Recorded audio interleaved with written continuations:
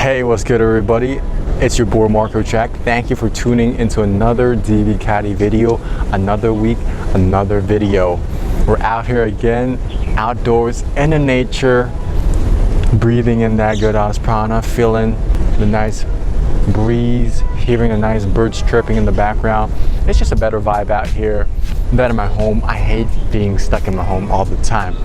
But enough about that. In today's video, we are going to talk about how to face your fears and why you should face your fears.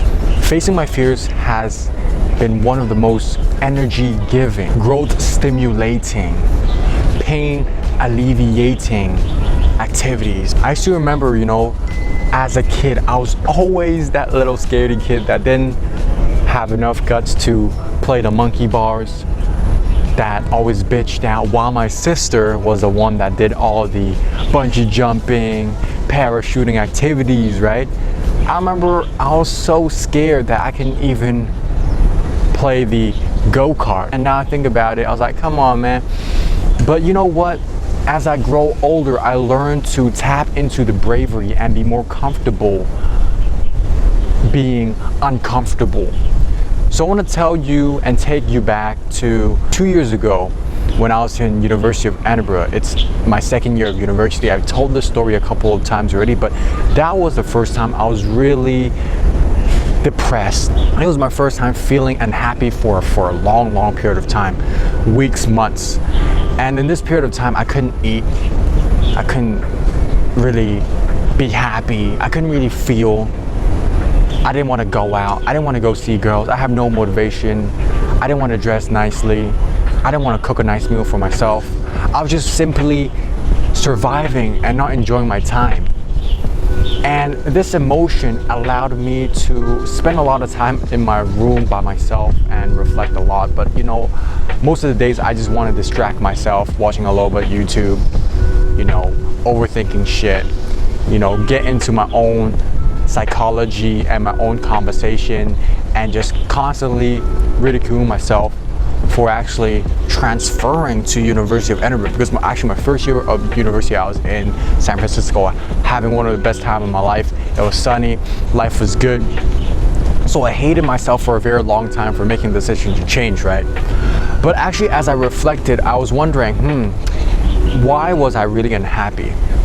And yes, the first thing was obviously the immediate environment. Like, I didn't really vibe with the university I was going to, and I didn't really like the weather I was in. But that was only the surface level stuff. When I really went deep down into my consciousness, right, it was actually because of two reasons. One, my family relationships, and two, my romantic life. I'll speak more about family relationship first. With my family, it gave me meaning.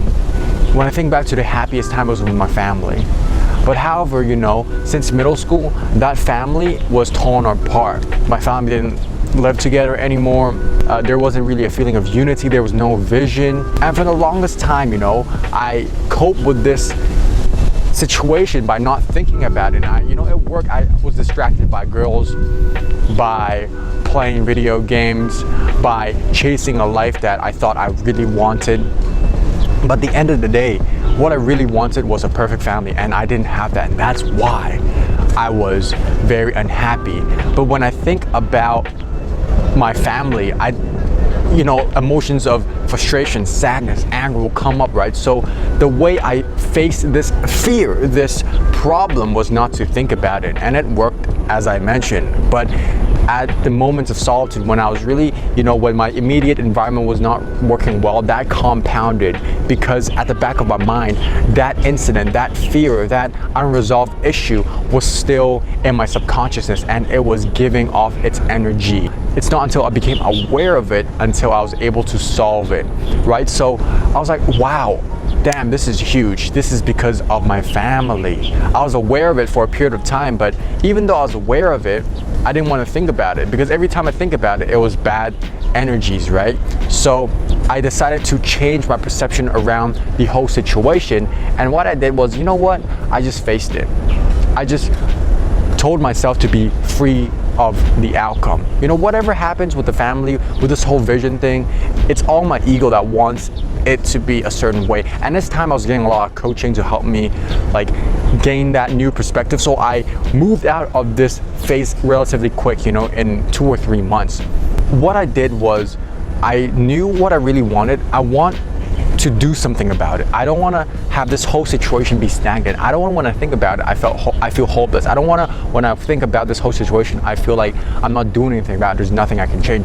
So what I did, you know what? There's no vision, no nothing like that. I reached out to my sister, my mom, my dad, and we started talking, we started having conversation. Not as family. I knew that for my family to work, I need to have that one-on-one connection with everybody, and everybody had to have a strong one-on-one connection with each other. So I started, you know, with my sister first because we're the closest. So, you know, started catching up with my sister, talked about what we wanted and things like that. I'll get to more details when I talk about family, but this is more on the fear part, right? Because I was just very afraid that it didn't work out to what I wanted, to my vision, and that the thing itself is not nearly close to where I want it to be. So I was afraid to engage with it because I don't want to be disappointed anymore. The real reason is I don't want to be hurt again. I was afraid to love, and I was afraid to be involved because I didn't want to get hurt again. I don't want to invest that energy into it, and that's why I want to avoid it. That was such a huge realization. So once I realized that, I was like, you know what? I ain't letting this feeling hold me back. I'm still going to engage with this whole family thing, and I overcame that, and that translated into other parts of my areas of my life as well, in my love life. You know, for the longest period of time I had this like huge crush. I don't even know how to say, just this huge emotional maybe attachment, this whole feeling that I was feeling toward this one particular girl that, you know, since a long time, you know. And it was very frustrating because in my mind I don't even know and I don't even understand my psychology towards this person. What I did was, again, I avoided thinking about it, avoid associating anything had to do with her, right? But it didn't really help, and I was not really able to get over that feeling within me. And when I think about, you know, talking to this person, I was hella scared, but at the same time I understood that, you know, for my psychology to change and for me to actually be more free, I had to dive deep in it. I had to really take an honest look at this whole situation and figure out what is it that I was really scared of, what is it that I was really avoiding. And in my mind, you know, I had this conception and this vision that this person was the one, and so if it didn't work out, you know, that was it. This whole time I was making up a story that this is the person that I need to date, this was the person that is the perfect fit for me, and if I didn't get that right, I was so attached to the outcome, I'll get hurt again. And you know, with the whole family thing at the same time, I was looking for other source of validation or happiness or love, and it seems like it was from relationship, it was from girls. So if that didn't work out as well, like, I'm like completely fucked. So that was my own psychology. It was so huge to understand that and to have the encouragement and bravery to actually just face it. It was so uncomfortable, right? With my family, I can text them one time and they would not reply, or a very short reply, but that was devastating. But like, you know what? I didn't give up because I was detached from the outcome. I just knew that I wanted to give my love from within, from my family, and if I'm able to do it and show up and make a difference, that's all that matters. Same with the situation with my love life. I just want to make a change. I just want to have a progression. When I think about the area of my life, I don't want to be in that situation where like, what if I tried, what if I did something, or is it this the person, is it the one, you know? So I was, again, free from the outcome. As long as I engage, as long as this area is progressing, I am happy. So that's the mind frame that I took to overcome that fear. And to tell you a little bit what happened was, you know, with my family, it was so beautiful because a couple months of engagement and actually trying and having our family closer together, we were able to have a family dinner for the first time in like 4 or 5 years. It was like a very beautiful dinner. Everyone sat there, like we talked about our feelings. I talked about my vision. I told them what I wanted, and you know, they told why it couldn't happen, and everyone was very vulnerable. Everyone showed their emotions, everyone cried, and for me, that was like a big step forward because that was literally on my bucket list. And a few months ago, I never could have imagined that could happen. So through facing my fears and being brave and engaging with it, although, it was very hurtful at times, that was the result. I'm very lucky that my family was very involved and also took the initiative and step out their comfort zone to make this happen as well. It's not only all me there, right? But like, wow, literally we had a family dinner and that was off my bucket list. So that was a huge thing. With my romantic life, right, I was able to have more of a courage, show up as more of myself when I interact with this particular lady, and it was really great because I was able to be myself around her, and we built a little bit of rapport. And when I went back and when I saw her, I asked her, hey, you don't want to go for a lunch, meet up or a date or whatever you call it, and you know what, it happened, and it was huge because literally this is like something that I always have thought about, and I did it, I accomplished it. So that was huge.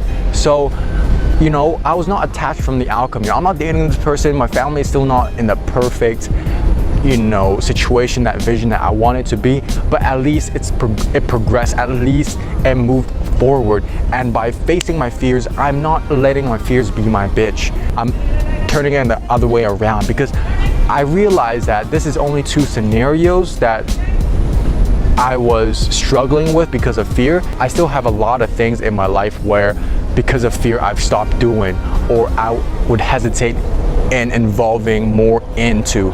So right now I learned to choose love over fear, and actually starting this company Divicati and starting this life coaching business was a huge step for me, because if you don't know, I'm taking a gap year to pursue this idea, and it's freaking scary because I'm someone that likes certainty. I'm someone that wants to know whether something would work out, because now you tell me, yo, you're gonna spend a whole year making videos and life coaching others and you're not gonna finish your last year of university degree. Like, I told a lot of people that idea, and they disagreed, some disapproved. My family asked, why am I doing this? And there's a lot of voices, and within my own head there's also voices of doubt, right? So I'm also learning to train myself to, in other aspects of my life, to not listen to that fear, because fear is always going to be there, and we have to be comfortable of being uncomfortable and step into it, and not always trying to be prepared and ready in order to do it, because we'll never feel 100% ready, right?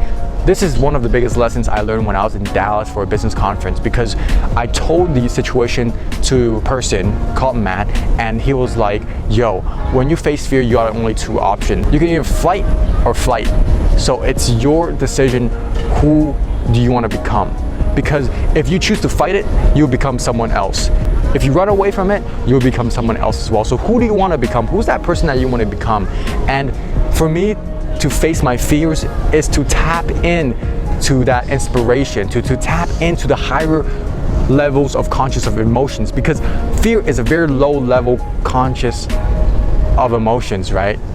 And we all have it.